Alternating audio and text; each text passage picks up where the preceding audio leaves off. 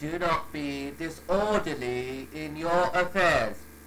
Debt, financial responsibilities, and bills to pay can play a major role in causing sadness and anxiety. There are three principles regarding this issue that we must both understand and apply. The one who is prudent will not become dependent upon others. Whoever spends prudently by spending only when necessary and not by wasting will find help from Allah. Verily, spendthrifts are brothers of the devils, and those who, when they spend, are neither extravagant nor niggardly, but hold a medium way between those extremes, seek to derive your sustenance through lawful means, for Allah is tayyib, noble, pure, and good, and does not accept other than what is noble, pure, and good. And Allah does not bless an income that is earned through unlawful means. Even though the abundance of evil may please you, work diligently to earn wealth lawfully and stop being inactive and lazy. May Allah be pleased with him, migrated to Medina, for he took nothing with him. One of the helpers of Medina offered him half of his wealth because the Prophet established a brotherly bond between him, declined the generous offer, and simply replied, "Direct me to the marketplace, then when the Friday prayer is finished, you may disperse through the land and seek the bounty of Allah by working. And remember Allah much, that you may be successful. Your value is determined by your faith and character."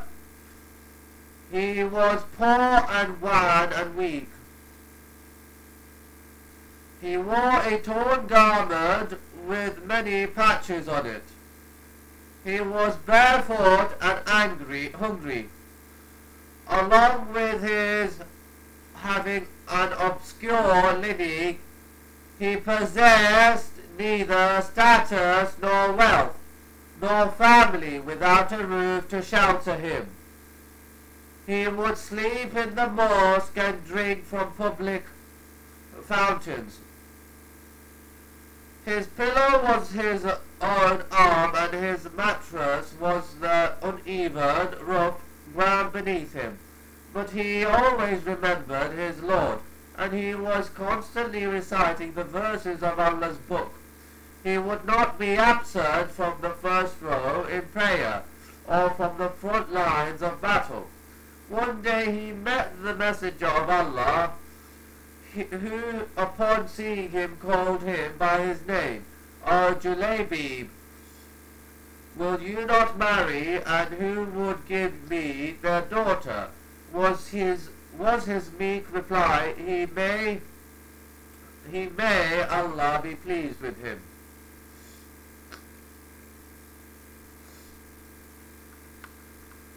Passed by two others who asked the same question, to which he gave a similar reply. The messenger of Allah said to him, "O Julaybib, go to so-and-so, the Ansari, and say to him, the messenger of Allah sends his greetings of peace to you, and he requests you to marry me, your daughter."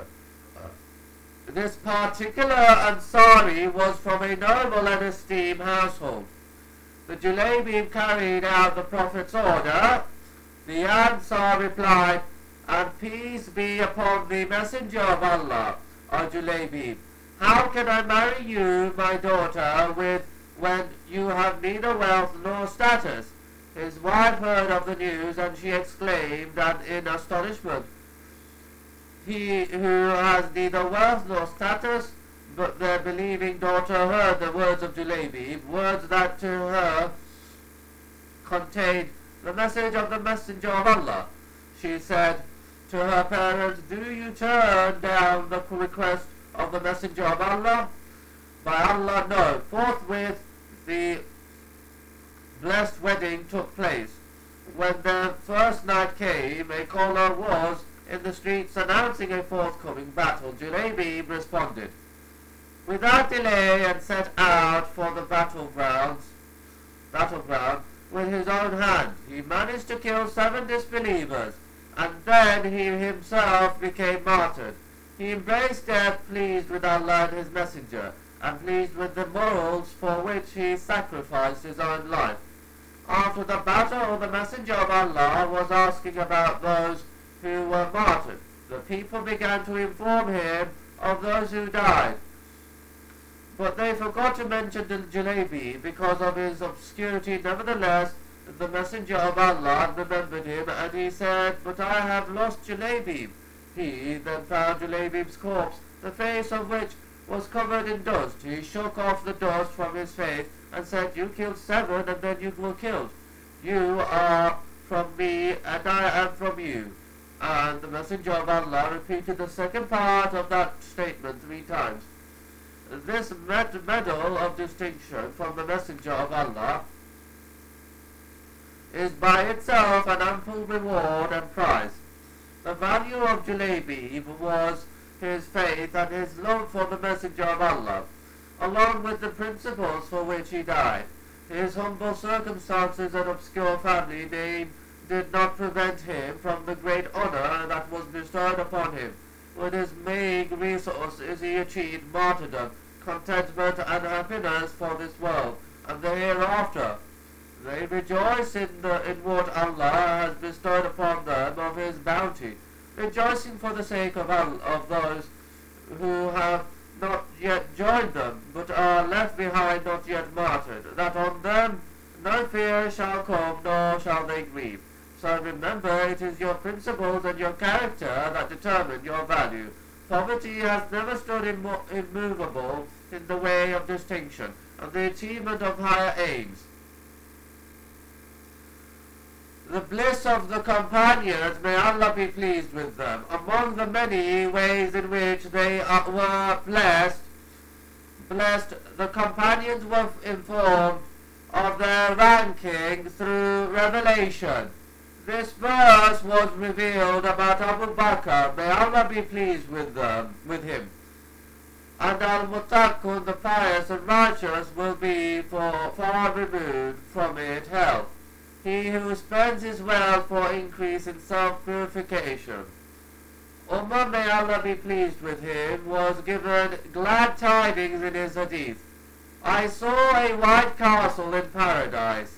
I asked who it belonged to, and I was told that it belonged to Umar ibn al-Khattab. In the case of Uthman, may Allah be pleased with him, the messenger of Allah made his supplication, "O Allah, forgive for his past and future sins." The messenger of Allah described, may Allah be pleased with him, with the following: "He is a man who loves Allah and his messenger, and Allah and his messenger love him." Concerning Sa'ad, may Allah be pleased with him, the messenger of Allah said, "The throne of the most merciful quaked for him." And he said of Hanhala, may Allah be pleased with him, after he died, "The angels of the most merciful washed him."